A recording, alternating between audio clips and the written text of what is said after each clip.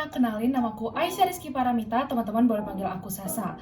Alhamdulillah selama aku berkuliah, aku berkesempatan untuk mendapatkan beasiswa untuk biaya pendidikan, pembinaan, dan bahkan untuk belajar. Dimana aku mendapatkan beasiswa dari Rumah Kepemimpinan dalam bentuk pembinaan selama 2 tahun dan juga kesempatan untuk mendapatkan biaya saku.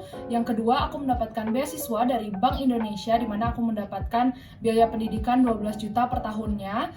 Dan yang ketiga, Rakamin Academy, aku mendapatkan kesempatan untuk belajar digital marketing selama 4 bulan dan juga mendapatkan uang saku per bulannya.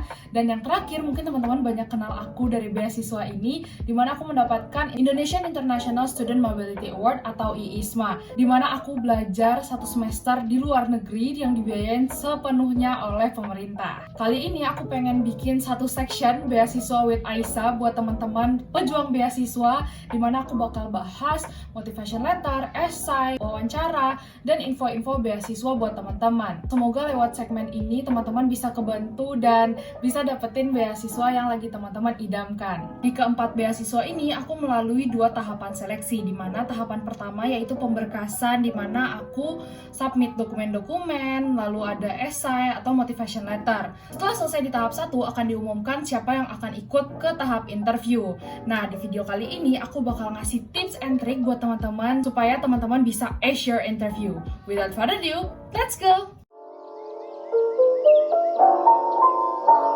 Aku mengibaratkan proses untuk mendapatkan beasiswa itu adalah proses PDKT, di mana beasiswa ini adalah doi atau orang yang kita cintai, orang yang kita target untuk dapetin gitu. Kita suka banget nih sama dia. Untuk kita mendapatkan si doi ini, pastinya kita harus melakukan persiapan yang terbaik. Kita pengen nunjukin sisi terbaik kita dong. Oleh karena itu, kita bikinlah surat untuk dia lewat essay ataupun motivation letter yang kita buat. Nah, setelah si doi menerima nih si motivation letter atau si surat cinta ini, akhirnya dia lihat ya kayak, aduh, nih dia potensial nih buat jadi kekasih hati. Akhirnya lanjutlah ke tahap selanjutnya, dimana diumumkan kita harus melakukan interview. Nah, interview ini tuh kayak ibaratnya first date gak sih guys? Kayak kencan pertama gitu loh. Jadi kita udah kenalan sama dia lewat surat, dan dia pengen ketemu kita langsung gitu. Dia pengen bisa ngelihat kita secara langsung dan pengen nanyain semua kekepoan dia tentang kita. Nah, jadi pada saat interview ini kita pastinya pengen nunjukin yang terbaik dong. Ya, selayaknya kencan pertama, kita menggunakan pakaian yang rapi. Kita juga nunjukin bahwa kita udah persiapan dengan maksimal. Nah, biasanya di interview ini aku pakai baju yang warnanya tuh netral, entah itu warna hitam atau putih ataupun warna krem, karena ini juga bisa mengurangi subjektivitas orang tersebut. Nah, selain itu teman-teman, penampilan itu tuh adalah sesuatu yang sangat signifikan dalam penilaian si individu tersebut, karena yang namanya interviewer dia juga seorang individu kan. Nah, berdasarkan riset mengatakan bahwa appearance atau penampilan itu tuh memegang kontribusi yang sangat besar untuk keberhasilan seseorang pada saat interview. Jadi make sure teman-teman mungkin bisa dandan, berpenampilan rapi, dan menunjukkan kalau teman-teman udah prepare banget nih buat interviewnya. Selain itu, pada saat teman-teman interview, walaupun online, itu tunjukkanlah bahwa kita itu dalam kondisi yang siap. Badannya tegap, terus kita nggak bongkok, terus kita juga sejajar dengan kamera. Jadinya nanti enak juga nih dipandang oleh interviewernya pada saat ngobrol interview nantinya. Pastinya juga pas interview, gak pengen dong doinya itu menghadapi orang yang kayak robot gitu. Dia ngejawabnya tuh kayak kaku, kayak jawabannya tuh kayak ya nih nah gitu. Dia pasti pengen tahu lebih tentang kita. Nah, oleh karena itu kita bisa perlakukan dia itu sebagai orang yang mau mendengarkan cerita kita gitu. Jadi ya nggak apa-apa banget pada saat interview itu kita sambil senyum, sambil mengeluarkan emosi-emosi seperti ketawa beradab ya, jangan sampai ketawa nggak beradab. Pastinya si interviewer ini tuh pengen tahu gak sih kayak personality kita itu seperti apa, kepribadian kita, bagaimana kita menghadapi orang-orang. Ya jadi teman-teman nggak perlu yang dibawa kaku banget, yang sampai kayak gugup, nervous pada saat teman-teman menjawab interview. Jadi pede aja ya guys. Pada tahapan persiapan, teman-teman wajib banget do your research, atau cari tahu lebih banyak lagi tentang beasiswa yang teman-teman daftarin. Entah itu dari visi misinya, tujuan dari beasiswanya, apa benefit yang bakal teman-teman dapat ketika teman-teman diberi kesempatan untuk mendapatkan beasiswa tersebut. Dengan teman-teman udah tahu nih detail tentang beasiswa tersebut, teman-teman bisa lebih gampang untuk bikin esai, motivation letter, dan juga pada saat ditanya, saat interview, itu tuh bisa menjawab dengan lebih baik lagi. Untuk mendapatkan detail tentang beasiswa ini, teman-teman bisa banget cari di website, media sosial beasiswa tersebut, atau teman-teman juga bisa tanya ke awardee dari beasiswanya. Biasanya mereka kan udah melalui semua prosesnya, mereka juga udah tahu benefitnya. Dengan itu teman-teman bisa ulik lagi nih, teman-teman bisa tahu tips and triknya dari mereka dan juga apa aja benefit yang mereka dapat saat mereka mendapatkan beasiswa tersebut. Setelah teman-teman ngelakuin riset secara mendalam tentang beasiswanya, coba teman-teman list apa aja sih pertanyaan yang bisa jadi muncul. Nah, biasanya pertanyaannya ini bisa jadi dari esai ataupun motivation letter yang teman-teman udah bikin. Nah, jadi teman-teman bisa list down questions-nya, atau teman-teman juga bisa cari di Google karena banyak banget pertanyaan-pertanyaan seputaran beasiswa atau untukpun interview supaya teman-teman bisa latihan dari sana. Nah, untuk teman-teman latihan, aku udah nge-attach link di bio supaya teman-teman bisa latihan dari sana. Dan juga ini bisa jadi referensi buat teman-teman latihan. Setelah teman-teman udah nge-list pertanyaan yang bisa jadi muncul, teman-teman harus banget buat latihan atau mock-up interview. Ini bisa teman-teman lakuin dengan teman-teman pejuang beasiswa, sama keluarga, atau sama diri sendiri juga bisa. Kalau aku pribadi sering banget latihan interview itu sambil lihat webcam, atau aku sambil lihat kaca, dimana aku menanyakan diri aku tentang pertanyaan-pertanyaan yang udah aku list. Dengan kita sering daftar beasiswa, volunteer, ataupun internship, kita bakal sering kan ke tahap interview ini. Dengan kita sering melalui tahap tersebut, kita bakal lebih terbiasa buat ngadepin interviewer, kita bisa lebih pede. Yang kedua, mindset. Teman-teman udah ngelakuin persiapan yang mendalam, udah latihan, udah ngelakuin berbagai cara untuk persiapan yang lebih matang. Menurutku mindset ini nggak kalah penting dari persiapan, karena ini banyak banget kesalahan di banyak orang, dimana pada saat interview kita sering kali menganggap interviewer atau orang yang bakal nanyain kita nanti itu adalah orang yang superior dari kita. Kita menganggap orang itu tuh orang yang kita takuti. Jadinya tuh bawaannya tuh ketika sebelum interview atau pada saat interview itu kita kayak gugup, kita nervous, terus kita tuh kayak jadinya bingung gitu mau ngomong apa, karena kita udah ketakutan duluan nih sama orang ini. Jadi menurutku teman-teman harus bisa masang mindset kalau orang yang menjadi interviewer nanti itu tuh adalah orang yang bisa melihat potensi teman-teman. Ketika kita bisa percaya diri, kita percaya bahwa kita punya potensi, kita bisa lebih mudah untuk menjawab pertanyaannya. Jadi teman-teman bisa menganggap si interviewer ini sebagai teman yang teman-teman segani gitu. Jadi ketika kita menceritakan situasi-situasi di masa lalu, pencapaian kita, ataupun pengenalan diri kita sendiri itu kita lebih santai dan kita jadi nggak nervous karena kita menganggap dia itu sebagai rekan yang kita segani. Jadi sebelum teman-teman interview tuh pasang di otak kita, pasang di otak nih, gue punya potensi, gue duduk di sini karena gue deserve untuk bisa di titik ini, dan apapun nanti yang terjadi, gue udah melakukan yang terbaik. Menurutku dengan kita memasang mindset ini, kita bisa lebih kayak diri lagi. Gak cuma itu, teman-teman harus bisa be yourself, karena pada saat interview itu yang bakal ditanyain itu tuh gak bakal tentang orang lain, gak bakal tentang orang tua kita, gak bakal tentang keluarga kita, gak bakal tentang dosen kita. Semuanya itu bakal tentang diri kita. Dan yang paling tahu tentang diri kita siapa? Diri kita sendiri. Jadi dengan kita udah kenalin nih diri kita sendiri, kita pasti percaya diri dan kita bisa lebih mudah untuk menjawab pertanyaannya. Jadi nggak usah berusaha buat menjadi orang lain atau berusaha menjadi sisi yang bukan diri kita sendiri gitu.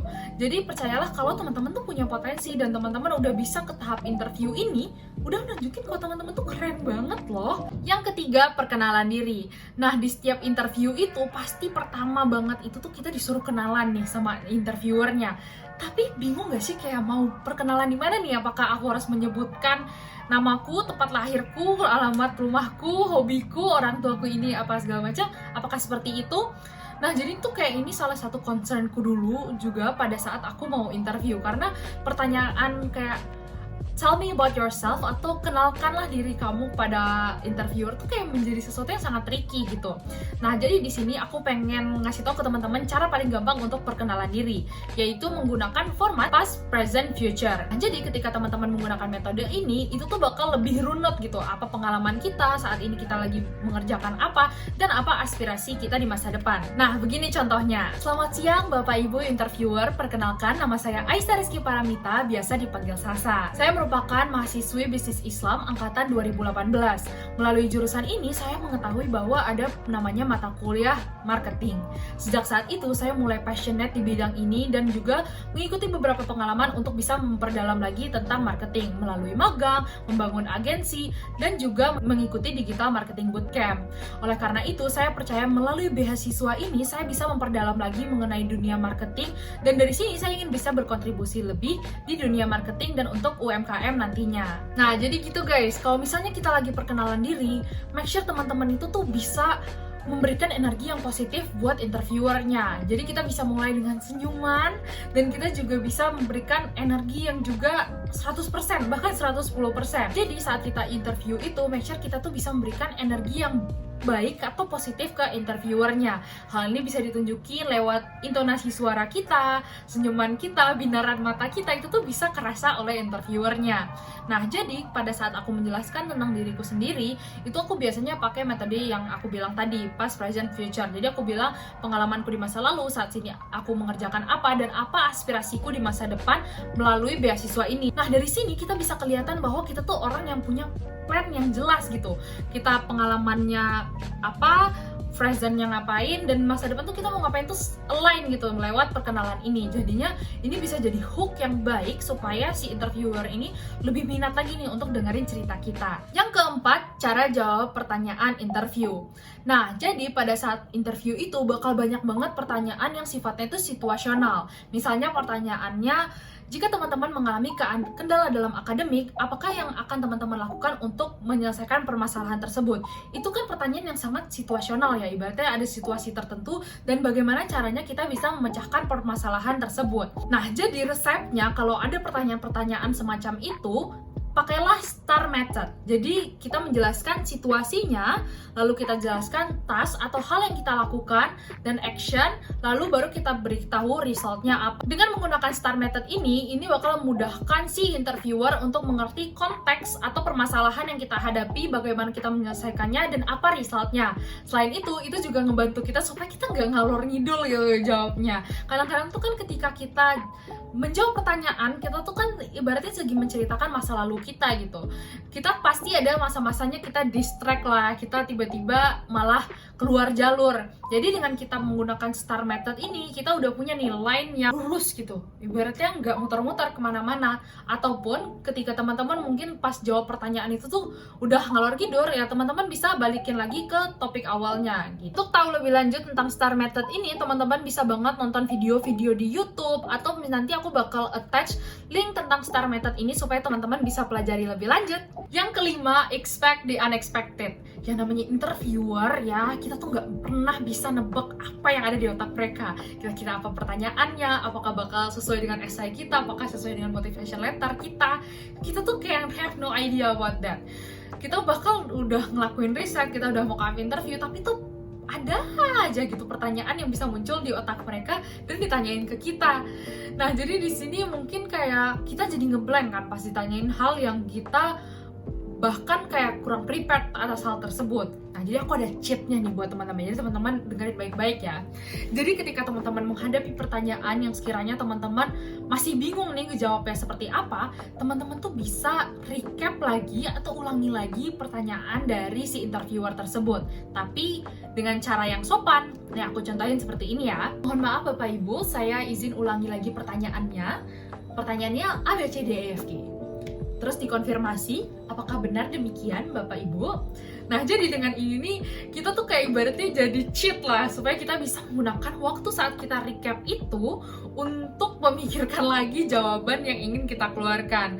Karena kayak aku pribadi cukup sering ngadepin yang kayak ginian gitu, kayak bingung kan, kayak nggak ada preparation, dan kita juga kurang kepikiran tentang apa yang mau dijawab. Nah, jadi aku biasanya gunain waktu untuk recap itu tuh untuk bisa reflect lagi nih, buat cepet-cepet mikir kayak otak, ayo cepet keluarin apa yang harus dijawab, pengalaman apa yang relevan gitu. Jadi menurutku itu kayak networking, kayak bikin deg-degan, tapi itu juga bisa ngebantu buat kita gunain waktu tersebut semaksimal mungkin buat jawab pertanyaannya. Jadi kalau teman-teman ngadepin situasi yang expect dan unexpected ini, teman-teman jangan sampai gugup, jangan sampai nervous, jangan sampai malah kagok.